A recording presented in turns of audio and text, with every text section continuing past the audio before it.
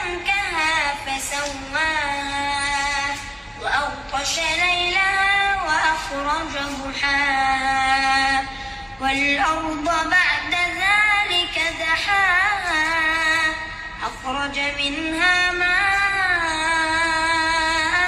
ومرعاها والجبال أرساها متاعا لكم ولأنعامكم فإذا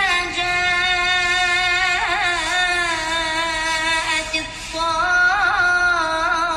الطامة الكبرى يوم يتذكر الإنسان ما سعى وبرزت الجحيم لمن يرى فأما من طغى وآثر الحياة الدنيا فإن الجحيم هي المأوى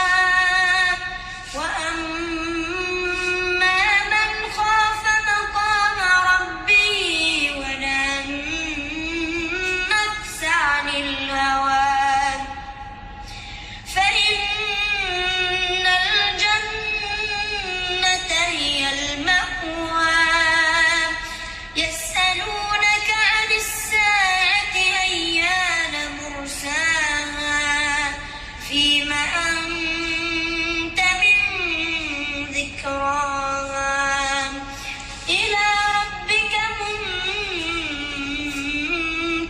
منتهاها إنما أنت منذر من يخشاها كأنهم يوم يرونها لم يلبثوا إلا عشية كأنهم يوم يرونها لم يلبثوا إلا عشية أو ضحاها. ما شاء الله عليك يا عم كمان ده ما شاء الله ما شاء الله. ايه رايك بقى فيه لما سمعت بقى؟ ما شاء الله والله ما شاء الله. الله يبارك فيك.